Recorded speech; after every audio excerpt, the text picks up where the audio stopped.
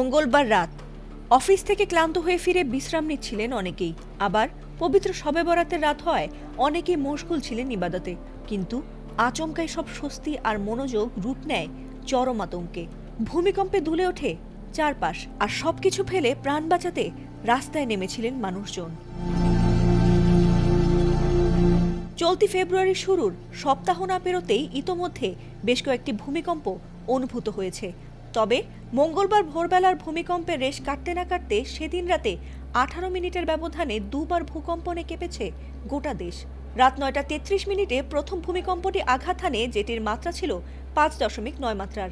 আর এর 18 মিনিটের মধ্যেই 9:51 দ্বিতীয় দফা কম্পন অনুভূত হয়, যার মাত্রা ছিল 5.2। যদিও এই ভূকম্পটির উৎপত্তিস্থল ছিল মিয়ানমারে, তবে ভয়াবহ বিষয় হলো এই ভূমিকম্পটি সেই একই ফল্টের ওপর সংঘটিত হয়েছে যে ফল্টে 2024 সালের 7.5 মাত্রার বড় ভূমিকম্প সংঘটিত হয়েছিল। এর ফলে এখন ফল্টটি ভীষণ সক্রিয়, আর তাতে আরও ভূমিকম্প ও আফটার শকের আশঙ্কা প্রকাশ করছেন বিশেষজ্ঞরা। এছাড়াও এই ভূমিকম্প দুটি কক্সবাজার থেকে দক্ষিণ পূর্ব দিক থেকে 200 কিলোমিটারের কম দূরত্বে হওয়ার কারণে বাংলাদেশে অনেক ভারী ভূকম্পন অনুভূত হয়েছে বলেও জানা গেছে।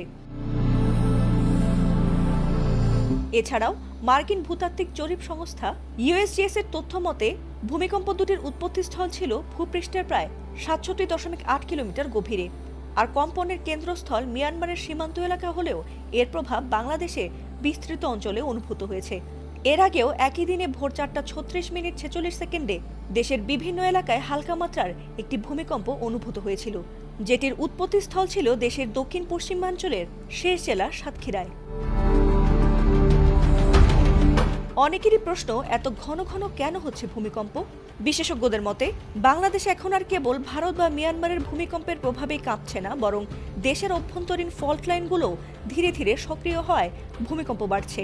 এছাড়াও ভারতীয় ও বার্মা টেকটনিক প্লেটের ওপর অবস্থান হওয়ায় সেখানকার সক্রিয় ফল্টগুলোর জন্য ভূমিকম্প ও আফটারশক ঘন ঘন হচ্ছে বলে মত দিয়েছেন বিশেষজ্ঞরা। ফাতিমা সুলতানা, এটিএন বাংলা।